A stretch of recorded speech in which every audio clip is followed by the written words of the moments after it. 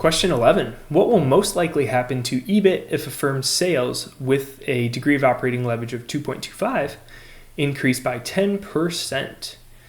Let's bring in our formula here to show how this is going to work.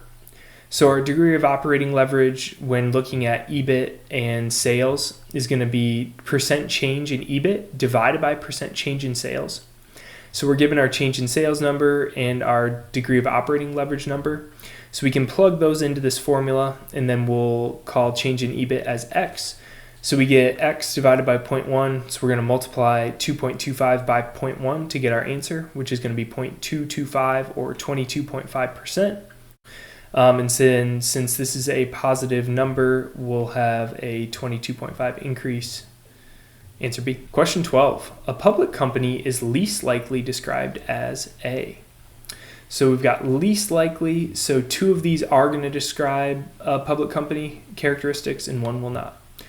A company affiliated with the government. Leaning towards choosing this answer right off the bat. A public company doesn't necessarily have to be affiliated with government. They could have some affiliation, but they don't need to be. B, a company whose shares are listed on an exchange. We can rule that out since that would be characteristic of a public company. Public company means publicly traded on an exchange. C, company registered with a regulatory body and as such is subject to greater compliance and reporting requirements. We can rule that out as well. To be a public company, you have to be registered with the SEC, and you have a bunch of different types of filings and regulations that you have to follow. So there's certainly greater compliance and reporting requirements relative to being private. Answer A. Question 13. Which of the following most accurately describes a situation where shareholders sell their interests directly to a group seeking company control? A tender offer, B, a proxy fight, or C, a hostile takeover? So in a hostile takeover, this what's being described here is a lot more friendly. Shareholders are selling their interests directly to a group seeking company control. So there's kind of cooperation on both sides in this instance. In a hostile takeover, there's not going to be cooperation, and essentially what happens is the group seeking control is just going to start buying shares on the open market until they have enough control or ownership in that company to take it over. So we can rule out C. B, a proxy fight. This is going to be a strategy used by the group seeking control to kind of influence the board of directors and help them vote towards terms that are more favorable for this group to buy the target, essentially. So that doesn't really describe what's in the question. So essentially what we're going to go with is A, a tender offer. In a tender offer, the group seeking control basically puts out a formal offer to shareholders, hey, we'll buy your shares at this price, normally at a premium to where the shares currently trade at. And shareholders can sell their interest directly to that company via that offer. So we'll go with answer A. Question 14. Cinnamon Company recently issued a 5-year zero coupon bond for a total face value of $100 million at the price of $74.72 million to raise 50% of its capital. The company's cost of equity is 13%, and the firm earned before tax income of $16 million last year. Assuming that the company distributed all of its earnings in dividends of 1.28 to its, and this is per share, to its 10 million common shareholders, then Cinnamon's weighted average cost of capital is closest to. So let's pull in everything we're going to need to go through for this. So weighted average cost of capital is going to be after-tax cost of debt times the weight of debt plus cost of equity times weight of equity. So for the weights, that's going to be pretty straightforward. We're given at 50% of its capital. So we're going to be doing 50% bond or debt, 50% equity. So we've got the weights figured out. We need to now know weight of the after-tax cost of debt, and then cost of equity is also given at 13%. So we're given 3 of these inputs. We just need to figure out the after-tax cost of debt now, essentially. There's going to be a few steps to calculate this. So first step, we're going to be using time value of money to figure out what this bond cost of debt essentially is. So we'll plug in 5 for N And I've got all these down here too. Present value is going to be the price. So that'll be, that'll be 74.72, and that's a minus since that's an outflow for us. Payment is 0, and then future value is 100. So we compute interest rate, which is about 6%. So then with the after-tax cost of debt, and I misspoke earlier, I said that we were given this. We are not. Now we need to take the 6% and adjust that for taxes. And this is a little tough to figure out what the tax rate is because we're not given it explicitly. But essentially what we're going to be doing is we're using these dividends, so 1.28 times 10 million. So that's going to be our post-tax earnings since we distributed all of our earnings in dividends. And then we had before tax income of 16 million last year. So we have about 12.8 million in earnings and 16 million of income. So our tax rate is going to be that pre-tax earnings minus post-tax earnings divided by pre-tax earnings. So pre-tax is 16, post-tax is 1.28 times 10. Dividing that by 16 gives us a tax rate of 0.2. So for that weighted average cost of capital, our after-tax cost of debt is going to be that 6% that we calculated on the calculator, multiplying that by 1 minus our tax rate, which is 0.2, and then multiplying that by our 50% weight. And then for the equity piece, it's going to be a lot more straightforward. It's just going to be our cost of equity multiplied by 50% capital. Gives us a WACC of 0.089 or 8.9%, which lines up right there with the answer A. Question 15. If degree of financial leverage is 1, meaning there's no leverage, that's what degree of financial leverage would mean. What is the relationship between the operating break-even point and the break-even point? The operating break-even point is A, equal to the break-even point, B, lower than the break-even point, or C, higher than the break-even point. So we can look at this by bringing in these formulas. I think this is the best way to look at it. So our break-even point is going to be fixed cost plus interest divided by contribution margin. And then operating break-even is going to be fixed cost divided by contribution margin. So the only difference here is interest. And in the case of a degree of financial leverage of 1, there is no interest cost when we have no leverage. So essentially we're going to get rid of this number, and that makes these formulas the same. So it's going to be fixed cost divided by contribution margin for the break-even and the operating break-even, which would mean that answer A, equal to the break-even point, is going to be our correct answer. An analyst calculated the following ratios for companies A and B. So we've got current ratio and quick ratio for A and B. Given the above information, the statement that is most likely to explain the difference in the liquidity position of companies A and B is: Company B has a smaller proportion of inventories in its current assets compared to Company A. Company B has a larger proportion of cash and marketable securities in its current assets compared to Company A. Or C, Company B has a smaller proportion of cash and marketable securities in its current assets compared to Company A. So I think the key thing to understanding this is the main differences between the current ratio and the quick ratio. And so the simplest way to look at it here, and this is a little simplistic, but essentially the current ratio is current assets divided by current liabilities. And the key things normally included in there are cash and marketable securities, which is implied here. And then we've got accounts receivable and we have inventory. And then for quick, we have cash plus accounts receivable, so basically no inventory in the quick ratio. And then current liabilities is in the denominator. So basically what we're seeing here is when we go from the quick ratio to the current ratio for Company B, this is a much bigger jump.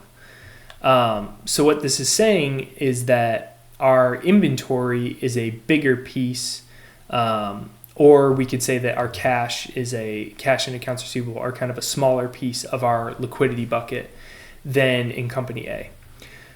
So let's look back at these. So Company B has a smaller proportion of inventory in its current assets compared to Company A. So that would be incorrect. As we just said, it would have higher inventories to have a bigger drop in this ratio when going to the quick ratio. Company B has a larger proportion of cash and marketable securities in its current assets compared to Company A. That's basically saying the same thing as this one. It has a higher amount of cash relative to inventory, which is not going to be the case. when these ratios are closer together, that's implying that cash is a big portion of the current assets. Company B has a smaller proportion of cash and marketable securities in its current assets compared to Company A. That's going to be what we're looking for. Smaller amount of cash will lead to a bigger delta between these two ratios. Answer C. Question 17. You've been provided with the following information regarding a market capitalization index for the years 2017 and 2018. Given that the index value was 889 on January 1st, 2017, what is the index value on January 1st, 2018? So we're given a lot of information here. We've got these 5 different securities that make up the market cap index, number of shares, the price, and then the market cap weighting, price on 1/1/2017, which is also given as an index value on this day, and then price on this day as well. So the key here is what we're going to do. Let me scroll down a little bit and make room. So what we're going to do here is we need to figure out what the market cap on this day in 2017 was, and then compare that to the market cap on 2018. So we're given those two values, market cap value in 2017, market cap value of 2018. And that's essentially going to tell us what the total return of this market cap weighted index is. We don't need to concern ourselves with the weights because those are just naturally going to fluctuate. With the market cap index, we're buying and holding, and the weights will essentially do whatever the stock does. So we don't need to take into account the weights and the returns. All we really need to do for simplicity's sake is take the ending market cap, which is going to be 144, and then divide that by the beginning market cap of 156, which is just taken by adding all these up. So that's going to be our return. 144 divided by 156 minus 1 gives us a return of minus 7.69%. So then we'll take this index value of 889, multiply that by that return, which gives us minus 68.3641. So that's how much the index value decreased. And so then we'll just take that 889, subtract it by 68.3641, gives us 820.6359. Which is pretty close to 820.62. There's probably just some rounding differences in there. So I feel pretty confident going with that. Answer A. Question 18. You've been provided with the following figures regarding high-tech industries. So we got for this fiscal year ended December 31st, 2018, total shareholders' equity, net income available to common shareholders, stock price, and shares outstanding. The price-to-book ratio at the end of 2018 for high-tech industries is closest to. So our price to book formula is going to be market price per share divided by book value per share. So for our numerator, market price per share, that's just going to be our stock price. That's given at 18.4, which we'll see plugged in down here. Book value per share will include some more calculation here. So it's going to be the total equity, so shareholders' equity, and then we're going to divide that by shares outstanding, so 4,000. And so this is basically equity per share, which is a little over 5, so 5.0558. So our price to book is just going to be that stock price divided by 5.0558, gives us 3.6394, which if we round that up, corresponds right there with answer B. Question 19, assume that a total and price return index for the same group of stocks start with the same value. While comparing the two indices, the year-end total return index will most likely be so we've got 1, 2, and 3 here, and we need to determine which of these are correct. So 1 and 2, 2 and 3, or all 3 of them. So at least 2 of these are going to be correct statements. So let's dig through these and figure it out. So the year-end total return index will most likely be statement 1, greater than the price return index if the price index falls. So this first part of the statement, it will most likely be greater, but it does depend on whether dividends are paid out or not. If dividends are paid out, then it will be greater, since the total return index will see this price fall as well, but it'll be receiving that income from the dividend. And lower than the price index if the price index rises. So that's going to be incorrect statement. It's really all about the dividends in this situation, whether the index is kind of up or down is not as helpful as knowing whether dividends were paid or not. So statement 1 is incorrect. So if we were in a rush and felt really confident about that, we could go ahead and cross off A since it includes 1, and we could cross off C since it includes 1, and just go ahead and choose B. We'll walk through these for the sake of learning, but if you were rushed on the exam, that might be the way to go. Statement 2, the same as the price index if the constituent stocks do not pay dividends. That is correct. The difference between price index and total return is basically income and dividends, and so if they're not paid, then it's not going to affect any difference between those two. And then 3, greater than the price index if the constituent stock pays dividends. That's also going to be correct. Key, total return includes dividends, price does not.